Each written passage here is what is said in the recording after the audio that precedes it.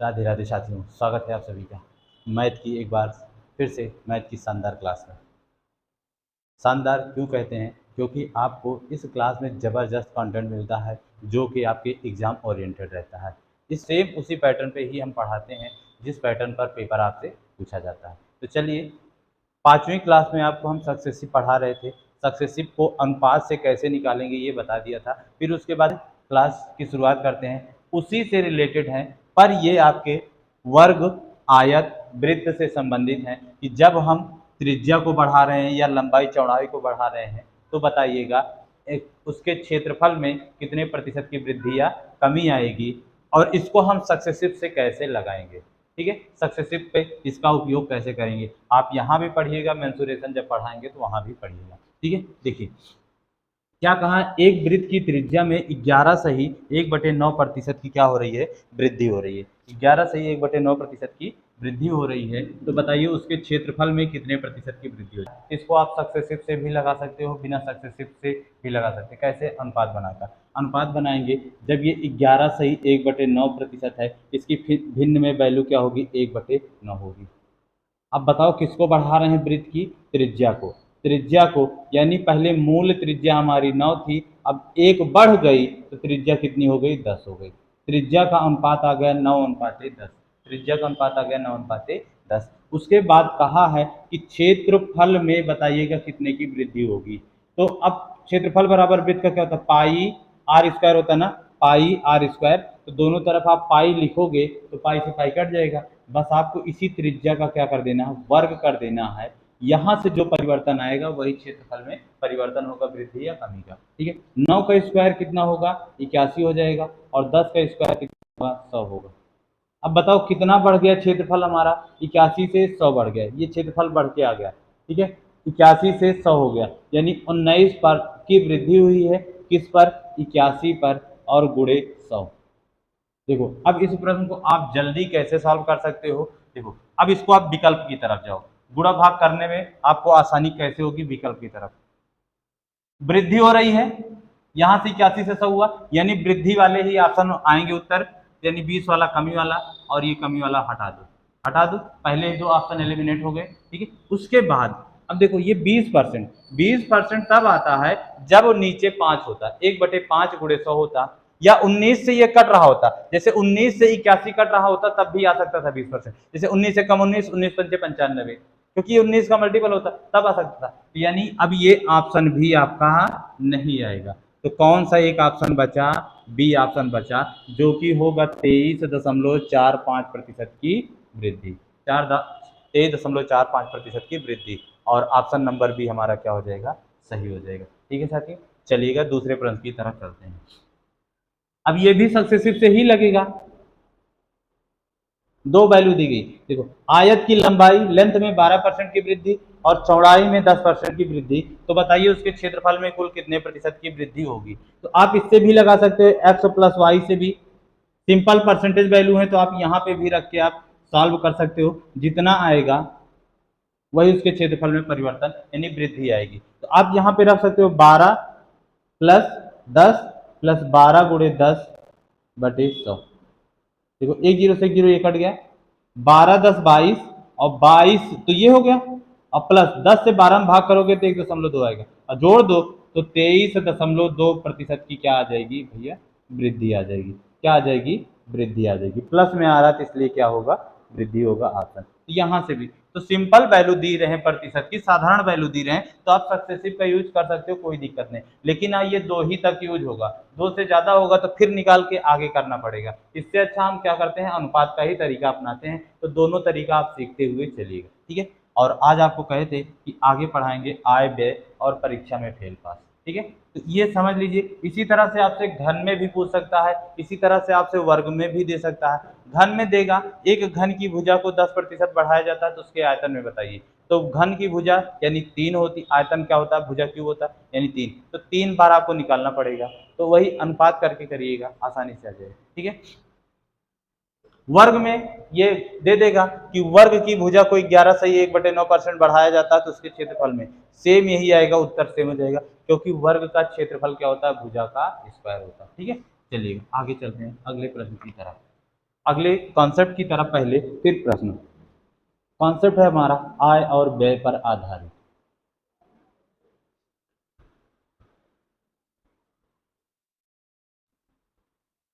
आय और व्यय, पढ़ लो भैया, पढ़ लो, पढ़ाई कर लो, बाकी जीवन में कुछ रखा नहीं सब। ठीक है, आय और व्यय पर आधारित। देखिए, आय क्या होती है? आय को हम कहते हैं इनकम। आय हमारी क्या होती है? इनकम होती है, हम जितना कमाते हैं। अगर हमारी एक दिन की सैलरी, एक महीने की सैलरी, एक साल की सैलरी, एक महीने, जो भी हम कमाते हैं साल भर में, एक पूरे जीवन काल में जितना भी कमाएंगे वो हमारी क्या होगी? इनकम होगी। ठीक है, व्यय, एक्सपेंडिचर। ठीक है, और एक होती है बचत। आय, व्यय और बचत। बचत क्या होती है? सेविंग। क्या होती है? सेविंग। ठीक है, बचत क्या होती है? सेविंग। अब ये आय क्या है और ये व्यय क्या है और ये बचत क्या है, जरा बताएंगे। देखो, जो भी हम कमाएंगे महीने भर में, साल भर में, एक दिन में, वो हमारी आय होती है। अब जितना कमाए हैं उसी में से अपने लिए, अपने बच्चों के लिए, अपने दोस्तों के लिए, अपने साथियों के लिए, अपने चाहने वालों के लिए जो भी कुछ हम खर्चा करेंगे वो हमारा खर्चा कहलाता है।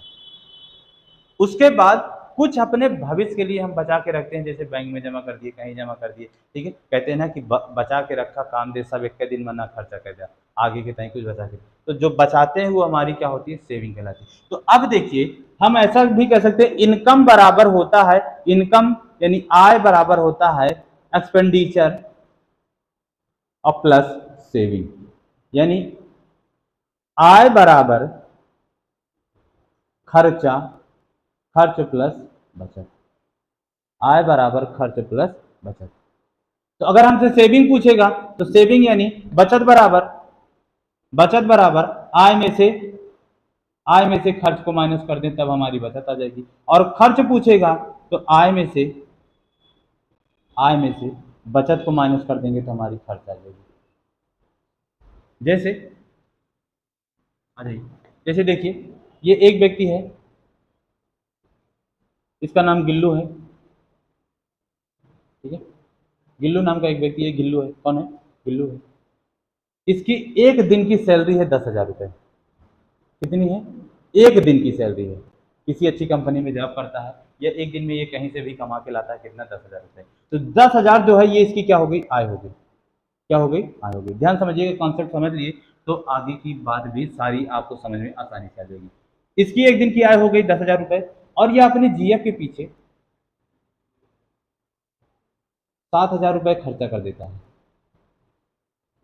अब इसकी तो बहुत सारी जीएफ होंगी, क्योंकि एक दिन में 10,000 कमा रहा है, तो जब देखेंगे पैसा वाला है तो अट्रैक्ट होंगे भी। इसके देखो, ये 10,000 कमाया और इसने क्या कर दिया? 7,000 डेली क्या कर देता? 7,000 डेली का खर्चा भी कर देता। तो इसका रोज की बचत कितनी है?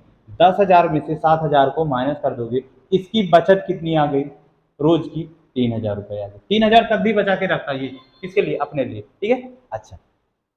तो आय में से क्या कर दिया? बचत को माइनस कर दिया। आय में से बचत को, खर्च को क्या कर दिया? माइनस कर दिया, तो हमारी क्या आ गई? बचत आ गई। अच्छा, यही प्रश्न अगर ऐसा होता, ये गिल्लू नाम का व्यक्ति है, ये डेली खर्चा करता है 7,000 रुपये। कितना खर्चा करता है? 7,000 रुपये। और बचाता कितना है? इसकी बचत कितनी है? 3,000 रुपये है। तो ये डेली कमाता कितना? रोज कमाता कितना? ये कमाता है, कमाता जितना है वही आपकी क्या होगी? आय होगी। तो डेली कमाता है, इसको क्या कर देना है? आपको जोड़ देना है। कितना आ जाएगा? 10,000 आ जाएगा। समझिए, तो आय पता होगी, खर्चा पता होगा तो हम माइनस कर देंगे तो बचत आ जाएगी। खर्चा पता है, बचत पता है, दोनों को जोड़ देंगे तो हमारी आय आ जाएगी। अच्छा, चौथा, तीसरा प्रश्न ऐसे बनेगा कि गिल्लू है, ये 10,000 रुपये कमाता है और 3,000 बचत कर लेता है। तो बताओ ये खर्चा कितना करता है? अपने दोस्तों के पीछे, अपने साथियों के पीछे खर्चा कितना करता है? तो 3,000 इसमें से माइनस कर दीजिए, तो कितना आ गया? 7,000 रुपये इसका दोस्तों के पीछे का क्या आ गया? खर्चा आ गया। समझ गए? समझे? समझे ना? तो अब आ जाओ इस पे, प्रश्न कैसे बनेगा और इसमें और चीजें, प्रतिशत वाली वैल्यू कैसे ऐड की जाएंगी। देखिए सुनिए, एक एक चीज इसको मिटा रहे हैं, इसको नोट कर लीजिएगा, ध्यान से देख लीजिए, एक बार स्क्रीनशॉट ले सकते हैं, उसके बाद आप सुनो। आ जाइए, देखो, अब इसमें प्रश्न कैसे पूछेगा? कहेगा कि ए नाम का कोई व्यक्ति है, इसकी आय और व्यय का अनुपात, आय और व्यय का अनुपात 7:5 है। कितना है? 7:5 है। और उसकी बचत, और बचत उसकी 2100 रुपये है, 2100 रुपये है। तो बताइए इसकी आय कितनी है, कितनी है आय कितनी है। एकदम सिंपल सिंपल से शुरू कर रहे हैं, आपको पूरा लेवल लेके चलेंगे, देखिएगा अभी मजा आएगी। क्लास थोड़ी लंबी हो सकती है ये वाली, कोई दिक्कत नहीं, क्योंकि अभी इसमें आपको परीक्षा में फेल पास, जनसंख्या, चुनाव, आज 4 टाइप पढ़ाने हैं, ठीक है। तो ये क्लास हो सकती है। आ जाइए, देखो कितना कमाया। अब याद रखो आय बराबर क्या होता है, खर्चा प्लस, आय बराबर खर्चा प्लस बचत। अब ये बताओ प्रश्न में आपको दिख क्या क्या रहा है, आय का अनुपात है, व्यय का अनुपात है, लेकिन बचत का रुपया दिया गया, बचत का क्या दिया गया है, रुपया दिया गया है। यानी हमें बचत का भी अनुपात चाहिए कि नहीं चाहिए। अब ये सब ये अनुपात में है तो बचत को भी अनुपात में लाना होगा, क्योंकि जब कभी भी हम तुलना करते हैं, किसी चीज का कंपेयर करते हैं, तो यूनिटें क्या होनी चाहिए, सेम होनी चाहिए, बिरादरी क्या होनी चाहिए, सेम। ये आय भी अनुपात में है, व्यय भी अनुपात में है, तो बचत भी क्या होनी चाहिए, अनुपात में। तो आय इनकम यानी 7 है, इनकम हमारी 7 है रेशियो में, एक्सपेंडिचर हमारा 5 है, तो सेविंग कितना आएगा, सेविंग बताओ कितना आएगा, कितना आएगा सेविंग। तो 7 रुपया कमा रहे हैं, अगर 5 खर्चा कर दिए तो 2 की बचत होगी, नहीं हुई, सब अनुपात आ गया भैया। और अब इसकी वैल्यू आपको दी गई, इसकी वैल्यू 2 की वैल्यू कितनी दी गई, 2100 रुपए दी गई है। 2 यूनिट बराबर 2100, तो 7 यूनिट की वैल्यू पूछा है, किसका पूछा है, आय का पूछा है ना, आय बताइएगा। प्रश्न में यही तो पूछा था, उस वैल्यू उसका आय कितना है, कितना आया। तो आप यहां से इसमें कर सकते हो, काट सकते हो, 2 1 कम 2, 0 2 पंचे 10, 1050 आ गया। 1 यूनिट बराबर 1050 आ गया। तो 7 यूनिट की वैल्यू पूछा है, तो 7 से क्या कर दीजिए, गुणा कर दीजिए। 1050 में 7 से क्या कर दीजिए, गुणा कर दीजिए, आपका उत्तर आएगा 7 5 35, 7 1 7, 7 0 0, 7 5 35 0 3, 7 1 7 रुपये। समझ गए भैया, समझे कि नहीं समझे। आय व्यय का अनुपात बचत रुपए में दिया है। तो इस तरह का सिंपल सा प्रश्न देगा, 2 वैल्यू अनुपात में और 1 रुपए में दे दिया। तो सबसे पहले हम तीनों को अनुपात में निकाल लेंगे, तीनों को अनुपात में निकाल लेंगे, ठीक है। नोट करो इसको फटाक से, लो स्क्रीन शॉट, लो स्क्रीन शॉट। चलिए आगे चलते हैं।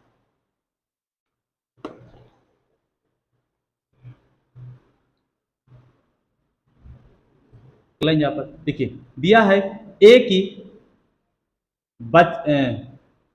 व्यय और बचत का अनुपात, व्यय और बचत का अनुपात 7:3 है, 7:3 है।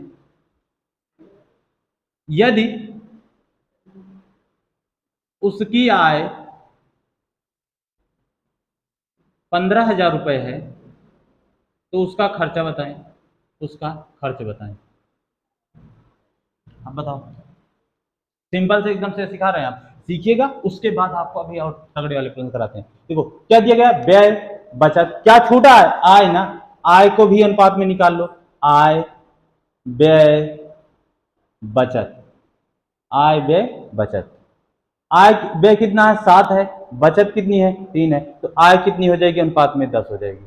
अब आगे प्रश्न में क्या दिया गया है, रुपए में जिसकी वैल्यू दी गई, किसकी वैल्यू दी गई, आय की, कितनी, 15,000। यहां से ये 10 यूनिट बराबर, 10 यूनिट बराबर 15,000 रुपए हो जाएगा। तो 1 यूनिट बराबर 1500 हो गया। कितना क्या पूछा, खर्च ना, यानी व्यय, 7 की वैल्यू पूछा है, तो 1500 में 7 से गुणा कर दो, 0 0 15 7 105, 10,500 रुपए आएगा। आगे नहीं आगे। अच्छा आपसे उसकी पूछता है कि बचत बता दीजिए कितनी है, तो इसी 15,000 का गुणा यहाँ पे कर देते, 1500 का गुणा, तो 15 तिया 45, 15 तिया 45, 4,500 रुपये, ठीक है। चलिएगा आगे चलते हैं, अगला प्रश्न, ठीक है बेटा। इसको देखो, अब यहीं से सुनिए, यही व्यय और बचत का अनुपात दिया गया है। अब हम कह देंगे यहाँ पे इस प्रश्न में जो जोड़ा जाएगा, देखो कैसे जोड़ा जाएगा। एक व्यक्ति की व्यय और बचत का अनुपात दिया गया है, यदि उसकी बचत, सीधे सीधे उसकी बचत 2700 रुपए है, कितनी है, 2700 रुपए, तो उसका खर्च बताइएगा। पहला प्रश्न, उसका खर्च क्या होगा। दूसरा प्रश्न, उसकी आय कितनी होगी, उसकी आय कितनी होगी। दो प्रश्न आपके बन गए, पहला उसका खर्च बताना है, दूसरा उसकी आय बताना है आपको। तो देखो भैया अनुपात वही फिर बना लो, इनकम एक्सपेंडिचर, सेविंग। ये 7 और 3 दिया ही गया है, ये जोड़ देंगे तो 10 आ जाएगा, बन गया।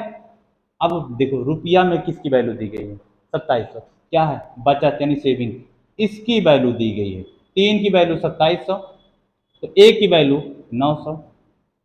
खर्चा पूछा है तो 900 में 7 से गुणा कर दो, 9 सते 63, 9 सते 6300, और इसका पूछेगा तो 9 से गुणा कर दो, 900 से, यानी 9000 आ गया। आय कितनी हो गई, 9000, खर्चा कितना हो गया 6300, और बचत कितनी हो गई 2700। ठीक है, नोट समझते चलिए, नोट करते चलिए। देखो भाई आराम से पढ़िएगा, एकदम बेसिक सिखा रहे हैं। आपको अगर कोई भी डाउट हो तो आप कमेंट्स में कर सकते हो, ठीक है। चलिए,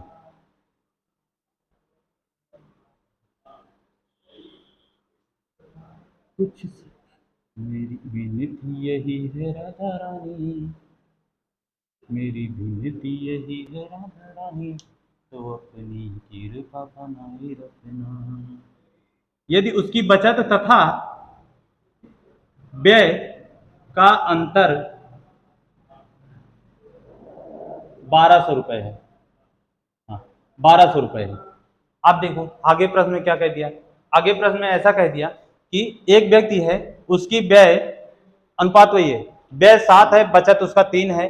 कहा यदि उसकी बचत तथा व्यय का अंतर 12 रुपया है, व्यय तथा बचत का अंतर 12 रुपया है, तो उसका खर्चा बताइए, उसकी आय बताइए, तीसरा उसका बचत भी बताइए, सब बताओ, तीनों चीज आप निकालोगे। ठीक है, अब आ जाओ। तो घबराने की बात नहीं मेरे बच्चा, मेरे लल्लू लालो, एकदम सिंपल था। वही बनाओ, इनकम, एक्सपेंडिचर, सेविंग।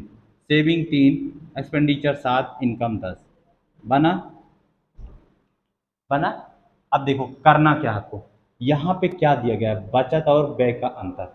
बचत देखो व्यय 7 है, बचत कितना है 4 है, इसका अंतर कितना आया, 4 का आया कि नहीं है। और ये 4 किसके बराबर होगा, जो अंतर रुपए में दिया गया है 1200, तो 4 तिहाई 1200, कितना आ गया, 1:बराबर 300 रुपया। कितना आ गया, 1:बराबर 300 रुपया आ गया। तो किसका पूछा है, 10 का पूछा है ना, 10 का पूछेगा तो 10 गुणे 300 कर दीजिए, यानी 3000 रुपया उसकी आया गया।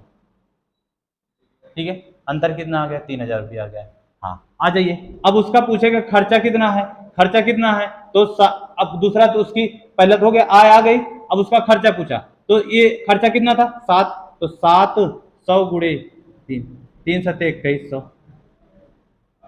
बचत 3 तिहाई 900। एक यूनिट की वैल्यू जब आप निकाल लेंगे तो आपको सारी की सारी वैल्यूएं निकल के आ जाएंगी। ठीक है, कुछ लोग कह रहे होंगे, सोच रहे होंगे सर अभी आपने तो सिंपल सिंपल बताया, बस सोचो अभी आगे, अब एक एक स्टेप देखो, बढ़ा रहे हैं नहीं बढ़ा रहे, एक एक स्टेप सिखा रहे हैं भाई, क्योंकि हमें पता है ना सिखाना है, हम सीधे डायरेक्ट नहीं ला सकते हैं। अगर सीधे ला देंगे तो उसके समझ में नहीं आएगा। आ जाओ, ठीक है, चलिए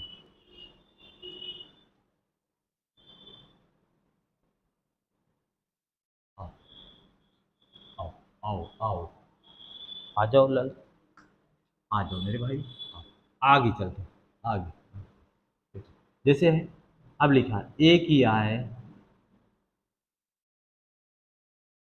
ए की आय और व्यय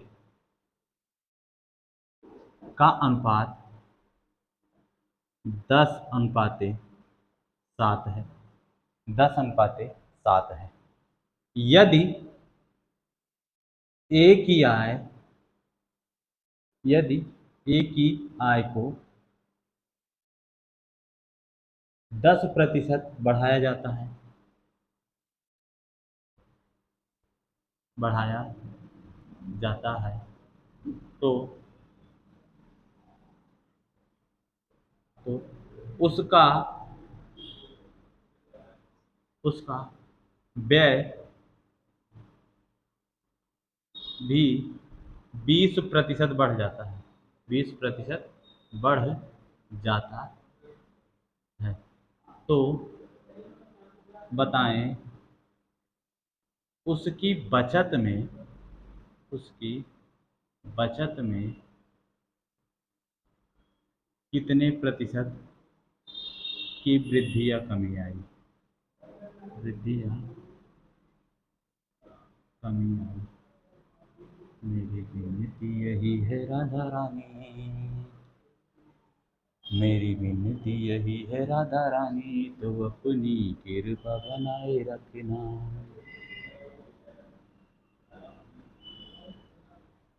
चलिए आ जाइए।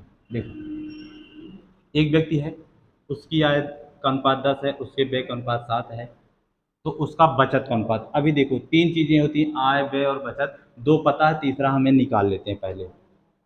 आय, व्यय, बचत, तीनों चीजें हम निकाल लेंगे।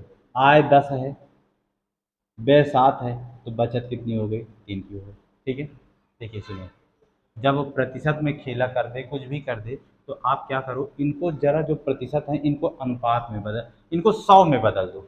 100 में बदल देते हैं तो जल्दी हो जाएगा, थोड़ी कैलकुलेशन कम करनी पड़ेगी। यहाँ से भी कर सकते हैं, दशमलव आएगा, तो उसी दशमलव को खत्म करने के लिए हम इसमें क्या करते हैं, जीरो 100 में बदल देते हैं। जैसे ये 10 था, 100 में बदला तो 1000 हो गया।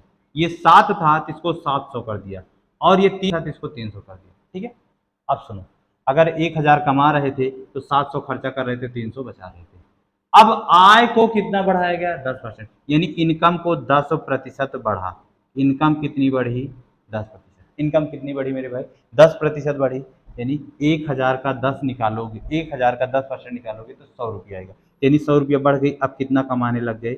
1100 रुपया। कितना कमाने लग गए? 1100 रुपया। ठीक है, फिर अनुपात ऐसे ही बनाते चलिएगा, बस कुछ भी नहीं करना आपको। वही अनुपात के नीचे अनुपात सबको लिखते हुए पुनः चलना है। आय बढ़ी 10%, तो हमने 1000 का 10% निकाल लिया तो ये 100 आता है, यानी 100 बढ़ गई तो अभी 1100 मिलने लगी। जो सैलरी पहले से 1000 मिलती थी, अभी 1100 हो गई। फिर खर्चा भी 20% बढ़ गया। खर्चा कितना बढ़ गया? खर्चा भी हमारा कितना बढ़ गया? 20% बढ़ गया। जब ज़्यादा कमाएंगे तो ज़्यादा खर्चा करेंगे, तो इसका निकालेंगे तो 140 रुपया होगा। कितना होगा? 140। 700 का 20% निकालोगे तो 140 रुपया आएगा, और 140 इसमें जोड़ दोगे तो यानी खर्चा अब 840 होने लगा। खर्चा कितना होने लगा भाई? 840 होने लगा।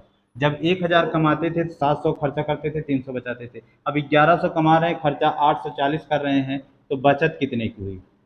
बचत कितने की हुई? 260 रुपए की। बचत कितने की हुई? 260 रुपए की। कैसे? इन दोनों का अंतर लोगे तो आ जाएगा कि नहीं आ जाएगा? आय में से खर्चा को माइनस कर दीजिए तो आपकी बचत आ गई। अच्छा, अब एक चीज़ आप ये बताओ भाई, पहले 300 बचाते थे, आय कम थी तब भी, अब आय बढ़ गई तब आपके बचत में क्या हो गई? कमी आ गई कि नहीं आ गई? कितने की कमी आई? कितने की गिरावट आई? 40 की गिरावट आई। 40 की क्या आई? गिरावट आई। 40 की क्या आई? गिरावट आई, यानी 40% बचत में क्या हो गई? कमी हो गई। किस पर? पहले 300 करते थे तो 300 पर, और गुणे 100, गुणे 100। इन दो जीरो को काट दो, इसको काटोगे तो 40/3% या 13 सही 1/3% आ जाएगा आंसर। की क्या होगी? कमी होगी। बचत में क्या आई? कमी आई। समझे भैया? समझे? इस तरह का प्रश्न आपको रेलवे ने बहुत पूछा है। रेलवे ने बहुत पूछा है, एनटीपीसी में, ग्रुप डी में, टेक्नीशियन में, उसके बाद एसएससी ने भी इस तरह का आपसे प्रश्न बहुत पूछा है। ठीक है, समझ गए? समझे कि नहीं समझे कुछ? ठीक है, कैसे किया गया है एकदम ध्यान से देखो। आय और व्यय का अनुपात दिया गया था, उसको हमने 100 में कन्वर्ट कर दिया। अनुपात में दिख रही थी, उसको 100 में बदलकर 1000 बना लिया। 700, 300, कैलकुलेशन करना आसान हो जाता है इसीलिए। ठीक है, चलिएगा आगे, एक और नोट करिएगा प्रश्न। ठीक है, आगे चलें, आगे चलते हैं। नोट कर लिए होंगे।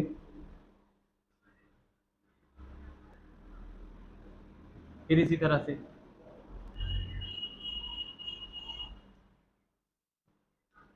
देखिए, यहीं पे लिख देते हैं। चलो उसी को रहने देते हैं। फिर से बताना, एक व्यक्ति की आय 9 और व्यय उसका 7, तो बताएं उसका बचत में कितने प्रतिशत का परिवर्तन आएगा? सेम वही है, इनकम, एक्सपेंडिचर, सेविंग। इसको 9 को 900 बना दीजिए, 7 को 700 बना दीजिए, और बचत जो थी 200 कर दीजिए। यानी 9 में से 7 गए तो 2 ही तो बचेगा। 9 रुपया कमा रहे थे, 7 रुपया खर्चा कर दिए, 200 रुपये, 2 ही तो बचा। ठीक है, अब इसमें 10% की वृद्धि हो गई। कितने परसेंट की? 10% की। तो 900 का 10% आप निकालोगे तो कितना आएगा? 90 आएगा। कितना आएगा? निकाल लो ऐसे, 900 गुणे 10 करोगे और बटे 100 करोगे तो 9×90 आएगा। ठीक है भैया, कितना आएगा? 90 आएगा। जब 90 आ गया तो ये अब आय कितनी हो गई? 990 रुपया हो गई। जोड़ दीजिए, 10% की वृद्धि करके क्या कर दिया? जोड़ दिया। ₹990 हो गया। इसमें खर्चे में 20% की वृद्धि हुई है। अब वही फिर 140, फिर वही क्या, इसका निकालोगे तो 140, 700 की जगह आप कितना खर्चा हो रहा है, 840। अब बताओ, बचत पहले 200 की होती थी, अब 990 में से 840 खर्चा हो गया तो बचा कितना, 150। कितना बचा, 150 बचा। कितना बचा, 150 बचा, है कि नहीं। 990 में से 840 को माइनस करो, कितना बचा, 150। अब बताओ, अब केवल बचत बचत की बात किया है ना, तो बचत पहले 200 होती थी, अब 150 हो रही है।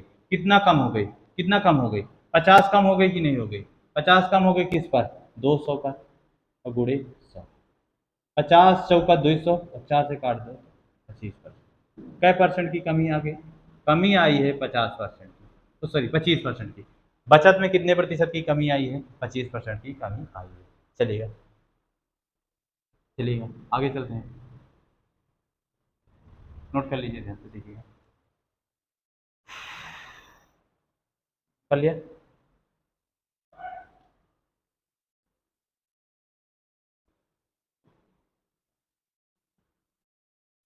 ए की आय और व्यय का अनुपात 11:8 है। आगे प्रश्न में कहा, यदि आय को आय को 20% बढ़ाया जाता है, बढ़ाया जाता है, और उसकी बचत वही रहती है, तो उसके खर्च में उसके खर्च में कितने प्रतिशत का परिवर्तन आएगा।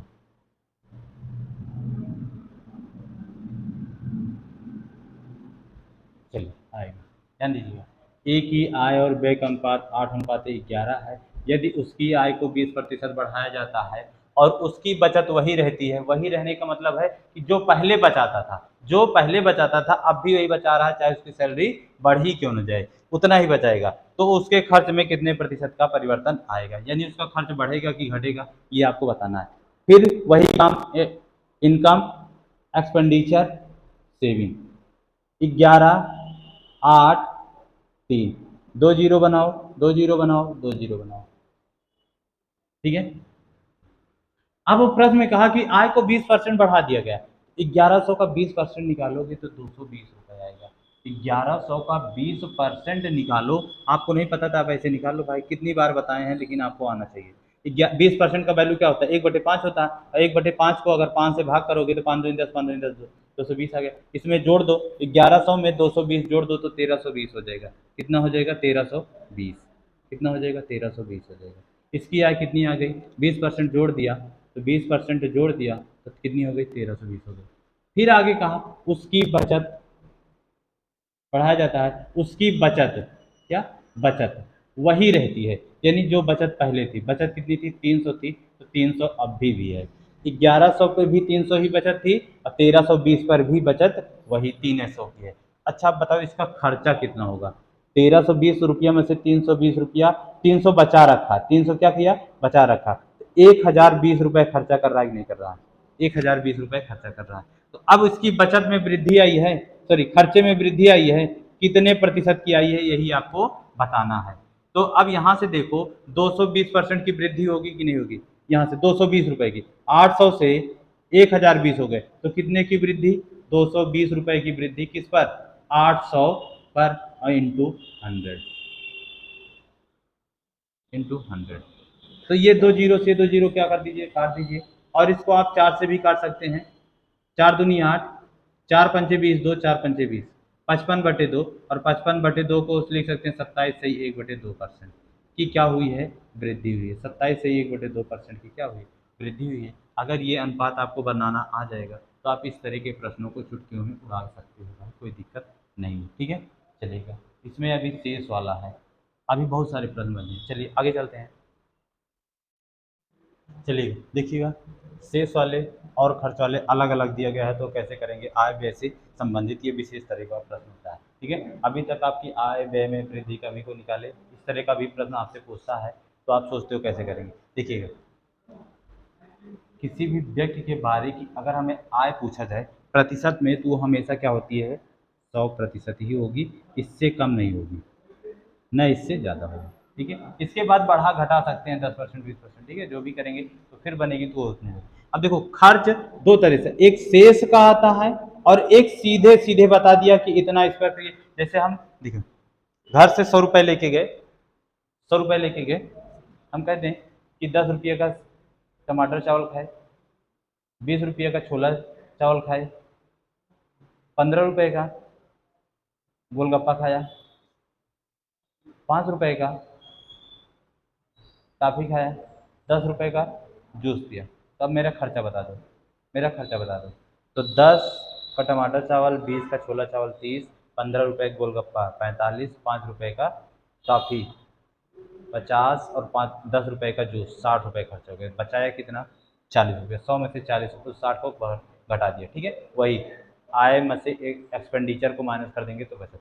लेकिन जब कभी भी कहे कि शेष शेष का, जैसे हम कहते हैं कि 10 रुपया लेके गए और 5 रुपया खर्चा कर दिए पहले, अब बचा कितना? 5 बचा ना।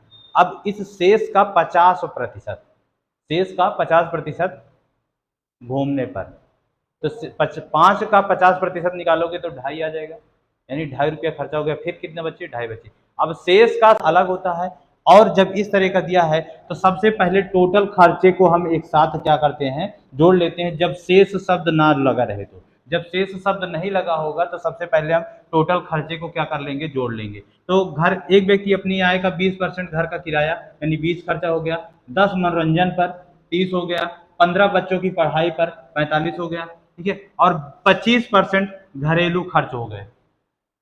45 और 25 कितना हो जाएगा? 70 हो जाएगा। यानी टोटल अगर व्यक्ति 100% कमा रहा था तो उसमें से 70% क्या कर दिया? खर्चा कर दिया। तो बचाया कितना?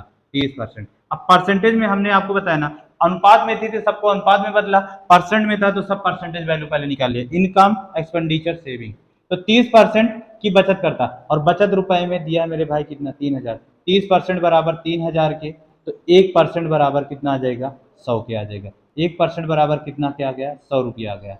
तो व्यक्ति की आय 100% की वैल्यू पूछा है, 100% की वैल्यू पूछा, यानी 100 से क्या कर दीजिए? गुणा कर दीजिए, तो कितना आ जाएगा? 10,000 रुपये आ जाएगा। इस प्रश्न को पहले इसलिए बताएं क्योंकि पहले इसको समझ लेंगे कि ये आसान बन जाएगा, ऊपर वाला क्या बन जाएगा? आसान बन जाएगा। समझ गए भैया? तो व्यक्ति की आय कितनी हो गई? 10,000 रुपये हो गई। आ जाइए, आ जाइए। अब इसको नोट कर लीजिएगा पहले, फिर इधर आते हैं।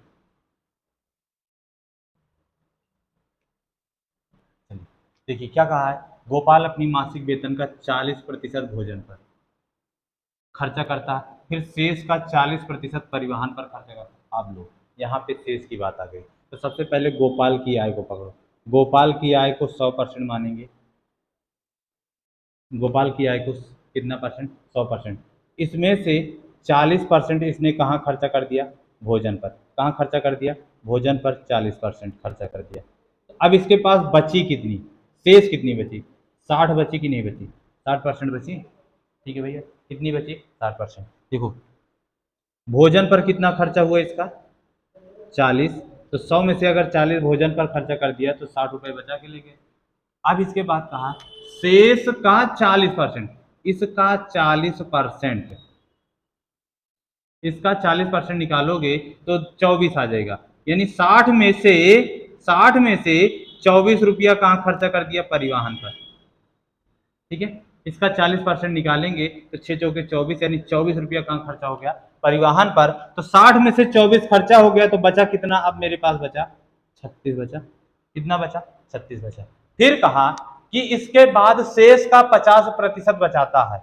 अभी कुछ और कहीं पे खर्चा किया तो इस 36 का अगर आप 50% निकालोगे तो कितना आएगा? 18 आएगा। यानी 18 खर्चा किया और 18 बचाया, 18 खर्चा किया और 18 बचाया। ठीक है, तो अब ये भोजन पर 40, परिवहन पर 24 और एक्स्ट्रा खर्चा 18, सबको जोड़ लीजिए और 100 में से माइनस करोगे 24 20 60, और 60 10 70 और 12 कितना हुआ? 82। यानी 82 रुपये तो खर्चा हो गए, और यहाँ से भी हमारी बचत तो 18 ही रुपये आ रही थी। 18 खर्चा कर दिया तो 18 बचत आ गई, यानी 100 में से 82 हमारा क्या हो गया, खर्चा हो गया। तो बचा कितना, 18 बचा, और इसी की आपसे पूछा है वैल्यू, इसी की वैल्यू क्या किया आपसे पूछा है। और ये जो दिया गया है उसकी 18,400 आय है, ये किसके बराबर होगी, 100% की, दो जीरो से दो जीरो कट गया, 1% की वैल्यू 184 आ गई। तो 18% की आपसे पूछा है, तो 184 से क्या कर दीजिए, गुणा कर दो, 18 चौके 72, दो हाथ से 7, 18 अट्ठे 144, 144 में 7 जोड़ दो तो 151, 151 के एक हासिल 15, 18 एकम 18, 15, 18 15 कितना होता है, 33 होता है भैया। कितना बचाया, 3,312 रुपये की उसकी क्या हो गई, बचत हो गई, 3,312 रुपये की उसकी क्या हो गई, बचत हो गई। ठीक है, फिर से देखो, इसको आप सीधे सिंपल से लगाते हैं, आई थी 18,400 रुपये थी, लिख लेते हैं। कितना परसेंट मासिक वेतन का, क्या परसेंट भोजन पर, 40%, 40% खर्चा कर दिया तो बचा कितना, 60% बचा, 60% को चेंज किया, 60/100 हो गया। ठीक है, अब इसका ये शेष बचा इतना, इसका 40% परिवहन पर, 40% परिवहन पर, यानी 40 परिवहन पे गया तो 100 में से 40 चला गया तो बचा कितना, फिर 60 बचा, 60/100। ठीक है, एकदम सिंपल था। फिर शेष का, अब ये शेष बच गया, इसका 50% फिर खर्चा करता और 50 बचाता, यानी 100% में से 50 खर्चा कर दिया और 50 बचा लिया। लो भैया, इसी को आप सॉल्व कर दो तो आपकी बचत आ जाएगी सबसे सिंपल वाले से। देखो, दो जीरो से दो जीरो कटा, एक दो जीरो से एक दो जीरो एक कटा, फिर काट दो, 50 दूना 100, और दो से इसको काट दो, दो दो तिहाई 6, तो आया कितना, 184 गुणे 6 त्रिक 18, वही कर दो, 18 एक 18 चौके 72 के दो हासिल 7, 18 अट्ठे 144, 144 में 7 जोड़ोगे तो 151 हो जाएगा, हासिल 15, 18 एकम 18, 18 15 33, यहाँ से भी हमारा आंसर 3,312 रुपये व्यक्ति की बचत आ गई। ठीक है साथियों, तो ये थी आय और व्यय पर आधारित और बेसिक की क्लास। काफ़ी लंबी क्लास बन गई होगी आज की, लगभग 1 घंटे हो गए होंगे। ठीक है, तो अभी आपके 2 टॉपिक बचे हैं, चुनाव, परीक्षा में फेल पास, जनसंख्या। इसको हम अगली क्लास में कंप्लीट करेंगे और एक 8वीं क्लास लेके आएंगे, पूरे क्लास का रिवीजन। ठीक है, तो चलिए साथियों, क्लास अच्छी लगी होगी तो लाइक करिएगा, चैनल को सब्सक्राइब करिएगा, वीडियो को दोस्तों में शेयर करिएगा। फिर मिलेंगे अगली क्लास में, तब तक के लिए जय हिंद, जय भारत।